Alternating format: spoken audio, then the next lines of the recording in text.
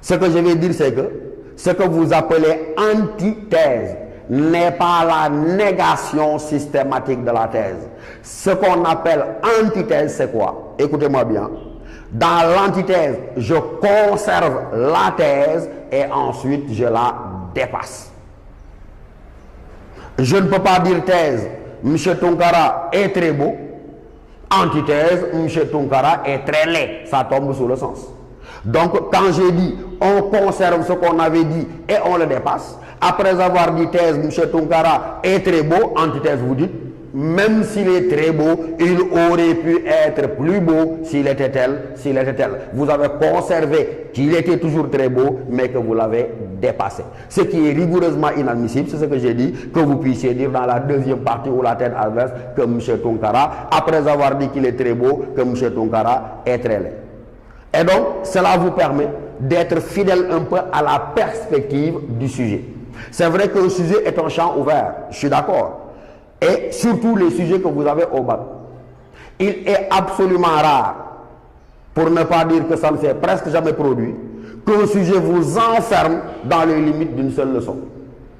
C'est pourquoi la consigne que je vous donne, ne partez jamais du cahier de cours vers le sujet, mais partez toujours du sujet vers le cahier de cours et vous voyez vous-même la différence.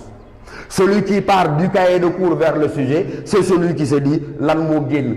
Lan mo génn, ça veut dire mais à quoi ou à quelle leçon se rapporte le sujet. C'est la meilleure manière de faire hors sujet, de passer à côté de ce qu'on vous demande. Parce que généralement, le sujet qu'on vous donne au bac est un sujet de synthèse qui peut nécessiter que les arguments j'aille les chercher de qu'est-ce que la philosophie jusqu'à l'esthétique.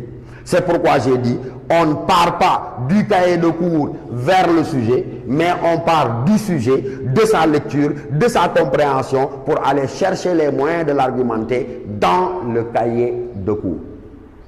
Et cela permet non seulement de ne pas faire hors sujet, mais cela permet de délimiter le champ à l'intérieur duquel peut s'inscrire notre argumentation. Dans le développement pour ce sujet que nous avons, vous insistez, mais sans réciter le cahier de cours de façon mécanique, sur tout ce que vous savez, sur l'opposition entre le philosophe et celui qu'on appelle tout le monde, le vulgaire, l'homme du sens commun, et cette opposition-là, elle est délimitée dans ces termes par le sujet. On ne vous demande pas de réciter tout ce qu'on vous a dit sur les rapports entre le philosophe et le sens commun, mais vous l'articulez au concept du sujet. L'opposition, c'est ici à ce niveau-là.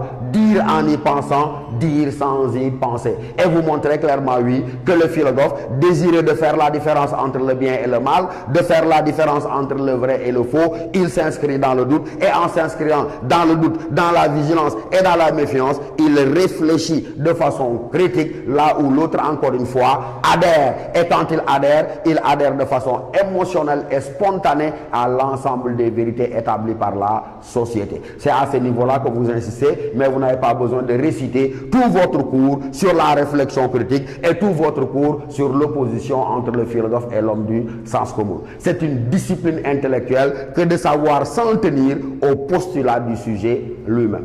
Et dans la deuxième partie, c'est là où maintenant on attend de l'élève sa capacité à réfléchir de façon critique. Parce que quel est le but de la philosophie? On vous l'a dit, à travers les différents systèmes et à travers la contradiction habituelle à laquelle ils sont confrontés, mais vous vous rendrez compte que simplement la finalité est de faire naître en vous cette capacité à réfléchir par vous-même et à réfléchir de façon critique, à prendre vos distances avec toutes les fausses évidences, avec tous les préjugés, toutes les opinions, toutes les croyances naïves et spontanées acceptées comme telles. Donc l'attitude de l'homme du sens commun est une attitude d'adhésion, j'ai envie de dire émotionnelle et sentimentale, alors que l'attitude du philosophe, elle n'est pas exigée du sentiment, mais elle est simplement une activité de réflexion critique, parce qu'on vous l'a dit et répété, pour l'essence, la philosophie, elle est d'abord et avant tout une activité rationnelle.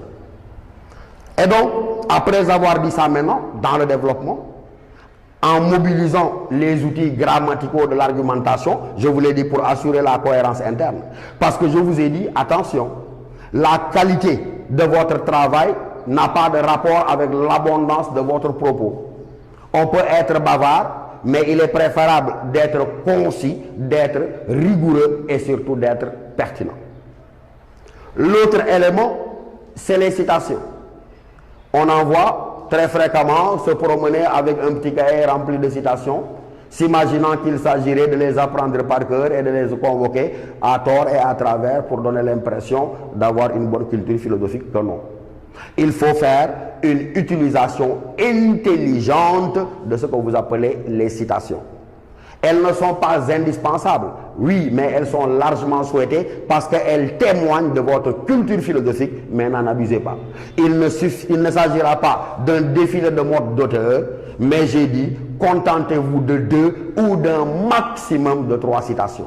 Vous avez fait votre première partie, à la fin, citation, phrase de transition, deuxième partie, à la fin, citation. Donc j'ai dit, maximum 2 ou 3 citations suffiront à éclairer. Pourquoi vous le savez? Parce qu'on vous l'a dit, la philosophie est d'abord et avant tout un effort de réflexion, mais de réflexion personnelle. Et donc il ne faudrait pas abuser de ces citations-là. Il ne faudrait pas également les forcer. Elles devraient naturellement venir d'elles-mêmes parce qu'elles s'imposent au moment où vous êtes en train de vouloir les convoquer. L'autre élément important, c'est de veiller à l'équilibre des parties. Je conviens avec vous qu'on a forcément plus d'idées ici que là-bas, mais vous verrez vous-même, et vous êtes d'accord avec moi, qu'il serait absolument inélégant d'avoir 3 pages pour la première partie et 2 pages pour la deuxième partie, ou 1 page pour la deuxième partie. Donc même s'il ne peut pas y avoir de proportion absolue, veillez autant que possible à équilibrer les différentes parties. Et ensuite, comme je l'ai dit, non seulement je m'appuie sur les outils grammaticaux de l'argumentation, mais également je dois faire en sorte que les transitions puissent être assurées. Parce que ce sont les transitions qui permettent au correcteur de surveiller la progression de mon argumentation. Lorsque une copie est bien présentée, le correcteur qui a 400 ou 500 copies, il ne se fatigue pas parce qu'il surveille les phrases de transition et ça lui permet de voir la progression de votre propre raisonnement. Vous pouvez déjà faire une synthèse partielle à la fin du développement. Mais n'oubliez pas que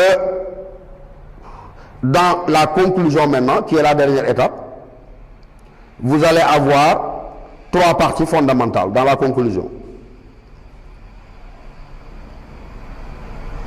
La première partie, c'est le résumé, le bilan ou la synthèse des différentes articulations de développement. Et la deuxième partie obligatoire, c'est le moment par lequel vous prenez position. Ça veut dire quoi? Que vous répondez à la question posée par le sujet. Parce que dans tous les cas, on vous a dit qu'en pensez-vous, ou bien on vous a posé une question directe. Je ne réponds ni dans l'introduction, je ne trahis pas de réponse non plus dans le développement, mais ce n'est qu'au niveau de la conclusion que je prends position. La troisième chose que vous avez apprise depuis très longtemps, elle est facultative, c'est le fait d'ouvrir le sujet à 2 autres perspectives. Mais retenez-le, 2 étapes contraignantes dans la conclusion. D'abord, la synthèse, le bilan des différentes articulations de développement et ensuite la prise de position en évitant bien sûr la première personne du singulier. Ne dites pas moi je pense, mais dites de notre point de vue, à notre avis et donnez votre position donc par rapport à la question. Voilà donc les exigences minimales auxquelles vous devez être astreint lorsqu'il s'agit du travail de dissertation philosophique. Je crois que vous avez retenu l'essentiel de mon propos, à savoir que accorder une place extrêmement importante à la lecture, à la relecture et à la compréhension du sujet. L'introduction, de grâce, vous l'écrivez entièrement au brouillon. C'est le premier contact entre vous et le correcteur. Et donnez-lui envie, je dis bien, de continuer à vous lire.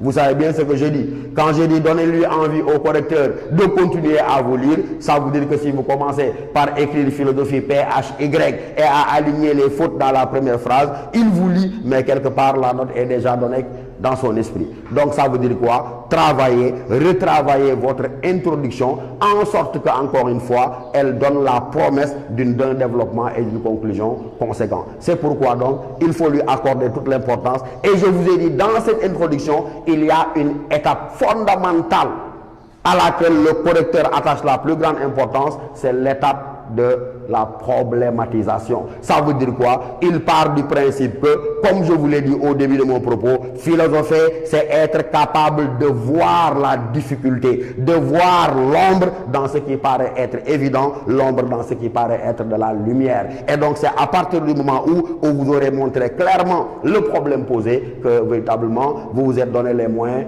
presque d'avoir une bonne dissertation. On pourrait multiplier les sujets. Parce que c'est cette étape-là qui est importante. Et généralement, la difficulté prend la forme peut-être d'une contradiction. Un autre sujet, déjà sorti au bac, juste pour qu'ensemble, on s'habitue à voir la difficulté et à réussir notre problématisation. Le sujet dit, un acte peut-il être inhumain? Mais je n'ai pas de problème. Oui. Quand le sujet dit un acte peut-il être inhumain, mais vous vous dites tout de suite, attention, qu'est-ce qui fait problème si je vous posais la question à l'un de vous? Je crois que n'importe lequel d'entre vous mais pourrait tout de suite me dire, Michel, il y a problème. Il y a problème à demander, mais un acte peut-il être inhumain? Et où se trouve le problème? C'est évident. Il est dans la contradiction qu'il y a. Le problème, disais-je, est dans la contradiction qu'il y a entre un acte et inhumain. Parce qu'en principe, un acte posé par l'homme devrait-il être inhumain, mais un acte posé par l'homme, on devrait en dire qu'il est humain. Et donc le problème, c'est de se demander comment un acte posé par l'homme peut-il en même temps non pas être humain, mais être inhumain. Et vous voyez déjà. Travaillons toujours sur un autre sujet sorti au bac. On vous dit, toujours pour nous aider à nous familiariser avec la mise en évidence du problème, on nous dit le rationnel est-il le critère? On nous dit le rationnel est-il le critère de la vérité? C'est déjà un sujet sorti au bac. Et vous êtes capable vous-même de me dire, mais qu'est-ce qui fait problème? Ce qui fait problème, c'est qu'on puisse me demander si le rationnel est, je souligne volontairement, si le rationnel est le critère de la vérité. Si la question était, le rationnel est-il un critère, vous me direz que la question n'a pas besoin d'être posée. Mais donc ce qui fait problème, c'est qu'on puisse me demander si le rationnel est le, sous-entendu, le seul critère de la vérité. Pourquoi cela fait-il problème? Parce qu'on vous l'a appris. Le rationnel, dans rationnel, nous avions ratio en latin qui signifie la raison. Et donc ce qui est rationnel, c'est ce qui est établi par la raison. Or, on vous a dit, dans le cours sur philosophie et religion, sur philosophie et mythe, sur philosophie et magie, qu'il y a des vérités autres que rationnelles. Ça veut dire quoi? Il y a des vérités qui ne sont pas de l'ordre du rationnel. Et s'il y a des vérités autres que rationnelles, comment le rationnel pourrait-il être le seul critère de la vérité? On pourra multiplier les exemples. Prenons-en un dernier. Bac 2013, peut-être, si je me souviens bien. Le sujet disait, vouloir la certitude, n'est-ce pas tuer la philosophie? Voilà ce que disait le sujet. Mes chers élèves, si on fait le même travail, dites-moi où se trouve la difficulté. Vouloir la certitude, n'est-ce pas tuer la philosophie? Qu'est-ce qui fait problème? C'est évident. C'est qu'il y a deux notions contradictoires, et ces deux notions ici, mais on vous l'a déjà dit et vous le savez, c'est la notion de certitude et c'est la notion de philosophie. On vous a tous répété à s'inquiéter ce mot de Bertrand Russell, vous vous en souvenez? La valeur de la philosophie, disait Bertrand Russell, doit surtout résider dans son caractère incertain. Et si la philosophie donc baigne dans une incertitude permanente du fait de l'impossibilité pour elle d'apporter des réponses définitives à ces questions-là, tout le monde sait donc que le jour où la philosophie se fera certitude, elle cessera d'être philosophie. Donc la difficulté, comment demander si la certitude ne tuerait pas la philosophie, si on sait que par essence et par définition, la philosophie, elle se veut incertaine parce que n'admettant jamais de réponse définitive. Et vous avez donc vu un peu, à travers ces 2, 3 ou 4 exemples, nous avons tenté de vous donner les clés de résoudre la principale étape, la plus difficile de l'introduction. Ça veut dire apercevoir la difficulté et poser clairement le problème. Je répète, là vous direz, si il y a des vérités qui ne sont pas découvertes par la raison, comment le rationnel à lui seul pourrait-il être le critère de la vérité? Le sujet qui disait un acte peut-il être inhumain, vous dites la même chose. Si, comment un acte posé par l'homme releverait-il non pas de l'humain, mais de l'inhumain, etc., etc. Et quand vous serez habitué à vous répéter et à vous exercer autour de cela, vous serez parfaitement apte à apercevoir la difficulté et à vous donner les moyens d'avoir une très bonne dissertation. Parce que contrairement à beaucoup de préjugés, la dissertation n'est pas une épreuve impossible. Mais elle repose, comme je vous l'ai dit, sur une exigence de rigueur, sur une exigence de clarté dans l'exposition et sur une exigence simplement de pertinence. Mais vous le voyez, avec ces exemples-là, peut-être que dans les autres séances à venir, nous insisterons encore sur des sujets et cela nous semble assez important pour vous permettre de réussir avec succès l'épreuve de dissertation philosophique au baccalauréat avant que nous puissions passer à l'autre épreuve à laquelle vous êtes soumis, c'est l'épreuve simplement de commentaires philosophiques. Excellent. Bonjour.